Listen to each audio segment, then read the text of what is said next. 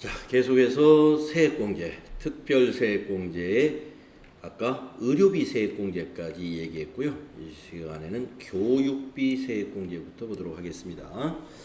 137페이지 교육비 세액공제. 자, 근로소득자에만 적용을 합니다. 그래서 공제 대상이 근로소득이 있는 거주자가 그 거주자와 기본공제 대상자를 위하여 해당 과세기간에 대통령령으로 정하는 교육비를 지급하는 경우다 그랬습니다. 근데 여기 기본공제 대상자는 나이 요건은 제한이 없음. 예. 직계 존속은 공제 대상이 아님이라는 게 있죠.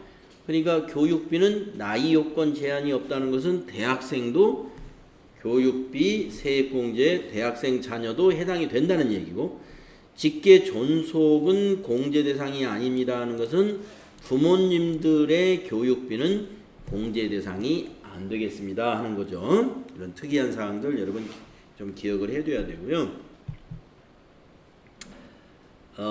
해당 과세기간에 대통령령으로 정하는 교육비라고 그랬어요. 그럼 어떤 것들이 대통령령으로 정하는 교육비냐? 네, 밑에 보겠습니다. 이제 그 교육비를 다 해주는 게 아니라 공제 대상 교육비의 15%를 세액 공제해 주겠다는 거예요. 자, 그러면 해당되는 게 뭐냐? 취학 전 아동 하면은 이제 어린이집이나 유치원을 다니는 아이들이죠. 초 하면 초등학교, 중 하면 중학교, 고 하면은 고등학교가 되겠습니다. 이런 아이들에게 들어간 교육비 한 명당 연 300만 원 한도로 300만 원에 15%를 세액 공제해 주겠다는 거. 한 명당. 대학생도 한 명당 연 900만 원까지 한도에서 곱하기 15%에서 세액 공제해 주겠다는 거. 본인 거는 됩니다. 본인 또 장애인도 됩니다. 장애인. 그러니까 본인이 장애인이라는 경우가 아니라 우리가 기본공제 대상자 중에 장애인이 있잖아요. 본인의 교육비나 장애인의 교육비는 교육비에 한도가 없다 이 말이에요. 교육비에 한도가 없다. 선생님 대학원은 안 됩니까? 대학원은 여기 없잖아요. 그러나 본인은 대학원도 돼요. 자녀의 대학원은 안 되지만 본인의 대학원 교육비는 납부한 교육비의 15%를 세액 공제해 준다. 장애인도 한도 없이, 본인에 대한 교육비도 한도 없이 된다. 자, 그러면 대통령령이 정하는 교육비가 무엇인지 여러분 아셨죠? 취학전 아동, 초중고생, 대학생, 그리고 대학원생은 본인, 그리고 장애인 한도 없이 해준다. 자, 공제 대상 금액, 취학전 아동에 대해서는 보육료, 보육료 하면은 여러분 유치원 전에 들어가는 어린이집에 내는 게 보육료죠. 학원비, 우리 취학전 아동이 학원에 다녀도 학원비도 공제해준다. 체육시설 수강료, 체육시설 수강료가 뭐예요? 체육관 같은 데 있죠. 합기도장, 태권도장, 유도장 이런데, 또 유치원 다니면 유치원비, 방과후 수업 있으면 방과후 수업료, 재료비는 제외하고, 또 급식비 내는 거 있죠.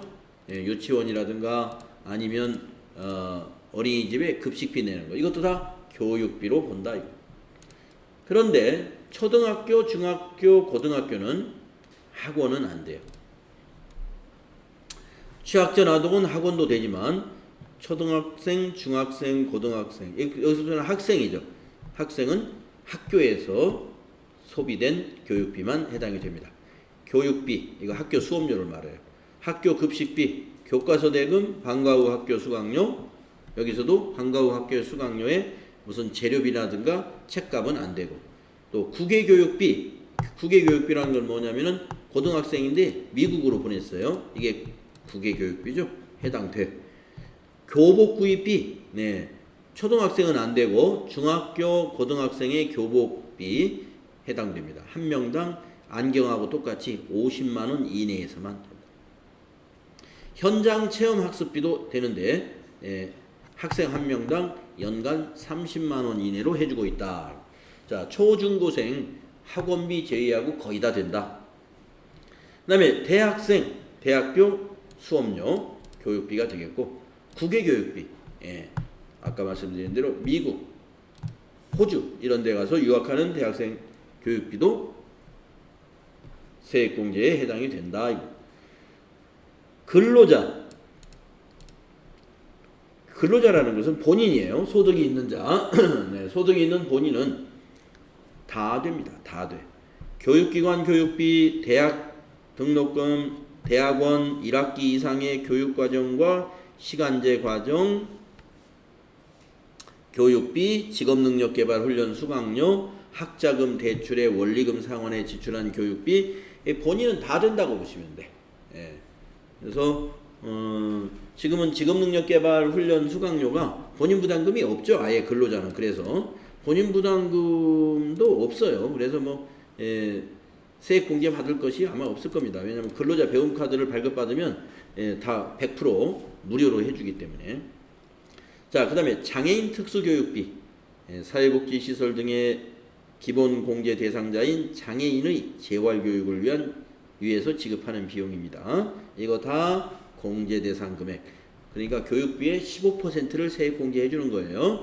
자, 교육비 세액공제에 대해서 알아봤는데 특이한 게 뭐예요?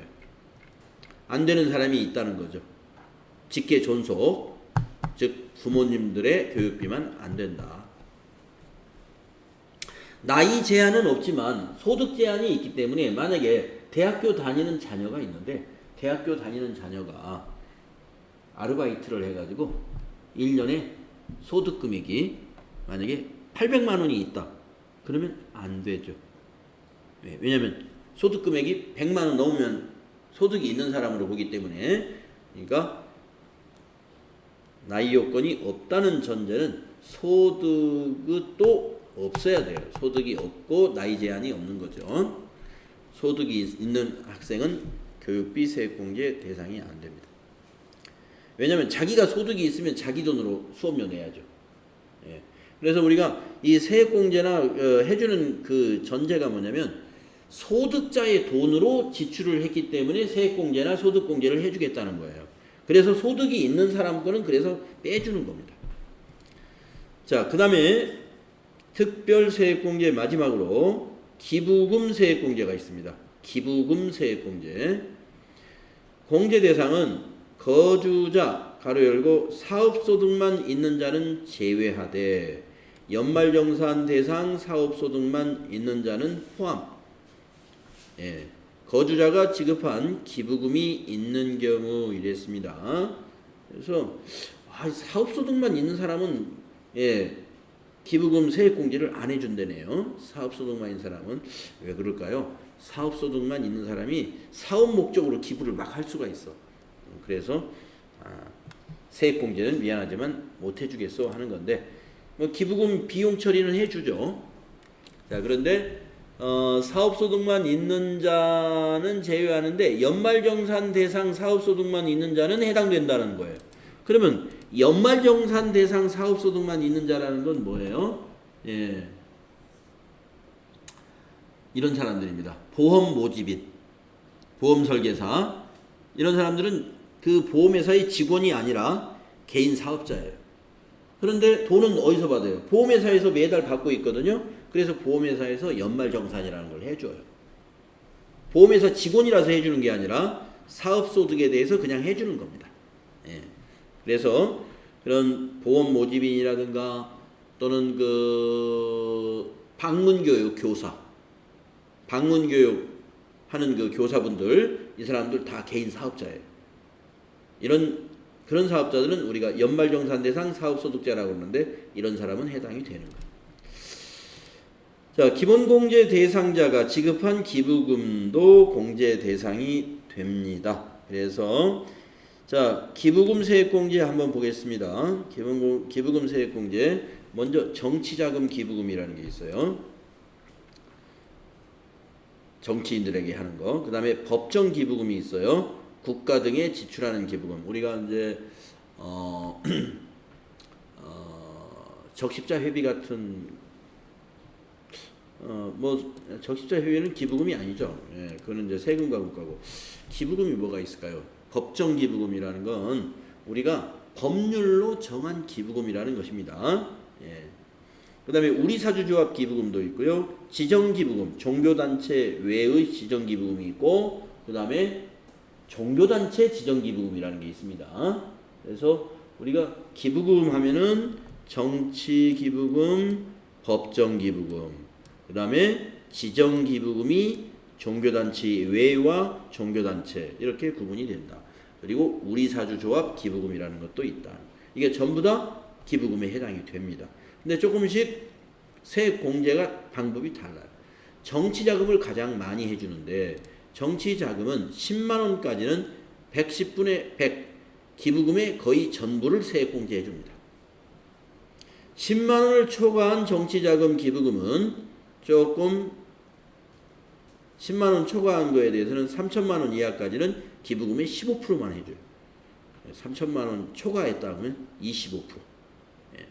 그래서 세액 공제가 이렇게 되고 법정 기부금, 우리사주조합 기부금, 그 다음에 지정 기부금은 1,000만 원 이하까지는 기부금의 15%, 1,000만 원을 초과했으면 30%를 세액 공제해 준다.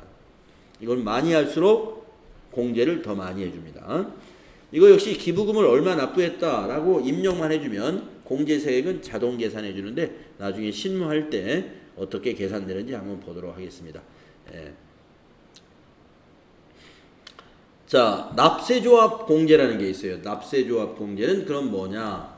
세액 공제 중에 납세조합 세액 공제는 납세조합 원천징수 세액의 10%를 세액 공제해줘요. 이 납세조합이라는 것은 우리가 이런 재래시장이라든가 이런 곳에 행상을 하는 사람들, 이런 사람들이 일일이 그런 세무 업무를 다 할 수가 없으니까 납세조합을 형성해가지고 세금을 납세조합이 개인들한테 다 걷어요. 그래가지고 한꺼번에 세무서에 납부하는 그런 조합을 우리가 납세조합이라고 하는데 거기에서 납세조합의 경우는 세액공제, 징수세액이 10% 세액공제해주고 원천징수 제외대상 근로소득자가 납세조합에 가입하여 매월분의 급여를 원천징수하는 경우 원천징수세액의 10% 세액공제를 또 한다. 시험에서는 잘 안 나옵니다. 또 외국납부 세액공제, 공제 대상이 누구냐? 거주자의 종합소득금액에 국외 원천소득이 합산되어 있는 경우에 국외에서 외국에서 원천소득이 합산되어 있는 경우에 외국에다 낸 세금은 세액을 공제해 주겠다 하는 것입니다. 그것이 외국 납부 세액 공제. 외국 납부 세액을 빼준다. 다음에 맨 마지막에 세액 공제가 월세 세액 공제가 소개되어 있네요. 월세 세액 공제. 자, 월세 세액 공제는 무엇이냐? 5,500만 원 이하, 총 급여가 5,500만 원 이하 이런 기준을 두는 거 보면 근로자만 해당이 되는 거죠. 월세 세액 공제도 사업자는 사업소득이 있는 사업자에게는 해당이 안 되고. 그래서 총 급여가 연간 5,500만 원 이하 가로 열고 종합소득금액 4천만 원 초과자 제외.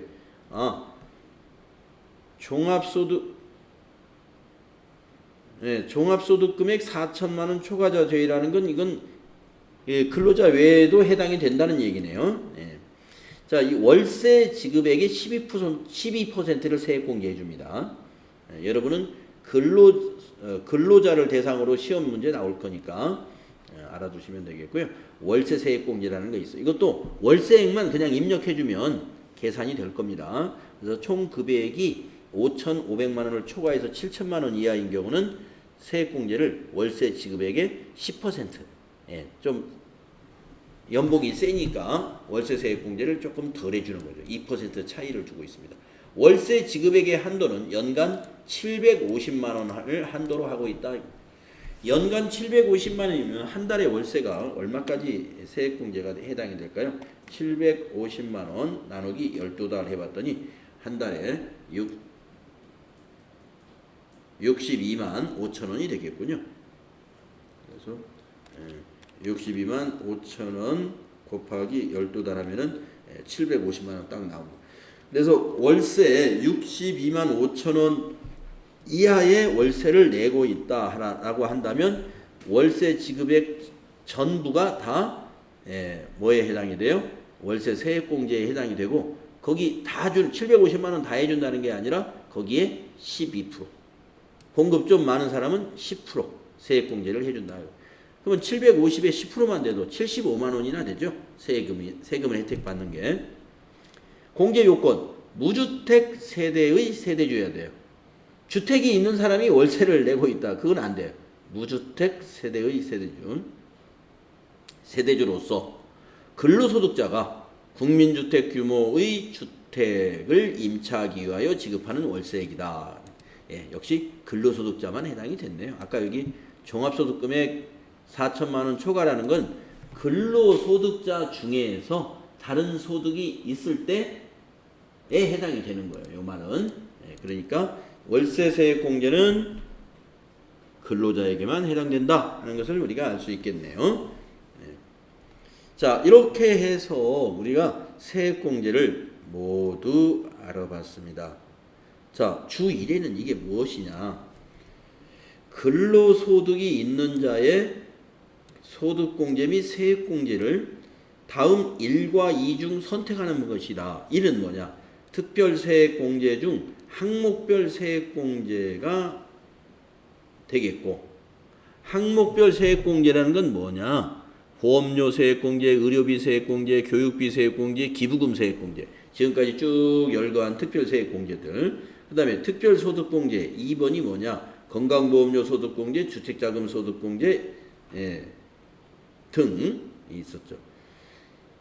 그러니까 이것이 1, 2 그러니까 특별세액공제 중 항목별 세액공제, 특별세액공제, 월세세액공제 1번 이걸로 세액공제를 받을 거냐 아니면 표준세액공제 13만원 표준세액공제는 뭐냐 표준세액공제를 선택한 경우에는 정치자금 기부금 세액공제와 우리사주조합 기부금 세액공제는 적용 가능하다. 요 13만 원에다가 요 두 가지만 정치자금 세액 기부금하고 우리사주조합 기부금에 대한 세액공제를 더해서 공제받겠다 이겁니다. 자, 그러니까 이게 무슨 얘기냐면요. 근로소득이 있는 자가 연말정산 때 소득공제와 세액공제를 받으려면은 여러 가지 이런 뭐예요. 서류를 다 내야 되거든요. 근데 서류 내기가 너무 귀찮아. 나는 표준세액공제 받겠습니다. 해버리면 13만원 세액공제 해주겠다 이 말이에요. 아니야 나는 표준세액공제보다 훨씬 더 많이 받을 수 있어. 그러면은 서류 다 제출해가지고 요 1번 방법으로 세액공제 소득공제 받으면 된다. 그런 얘기입니다. 다음에 근로소득이 없는 자. 근로소득이 없는 자는 사업자 같은 경우가 되겠죠. 근로소득이 없는 자는 기부금 세액공제 더하기 표준세액공제 7만원 이렇게 세액공제 받을 수 있다 이겁니다. 서류 아무것도 안 내더라도 표준세액공제 7만원 해주고 기부금 납부한 거는 서류 있으면 기부금 세액공제는 추가로 해주겠다. 그런 얘기가 되겠습니다. 자, 참 여러 가지 얘기를 우리가 139페이지까지 정리를 해 보았습니다. 그래서 우리가 실제로 뒤에 실기 시험하고 연계해서 여러분이 시험에 출제 보면은 소득세는 여기까지예요. 그러면 제4장에 있는 종합소득세 신고 제대로 알기라는 건 뭐냐? 실제 시험 보면은 없습니다. 종합소득세 신고에 관한 것은 없는데 한번 우리가 이 부분을 우리 TAT 2급의 소득세 부분에 출제되는 부분은 아니지만 또 한번 쭉 살펴는 보고 가겠어요. 그래서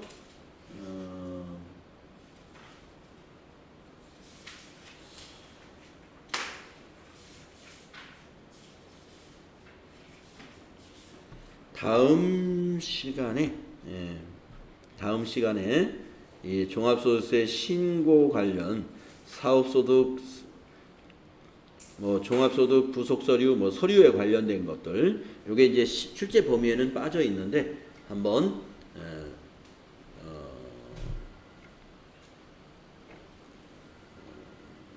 확인을 해보고 그렇게 하고 소득세 이론을 마치는 걸로 그렇게 하겠습니다. 다음 시간에 여기 143페이지부터 나머지 부분은 다음 시간에 우리가 정리해 보도록.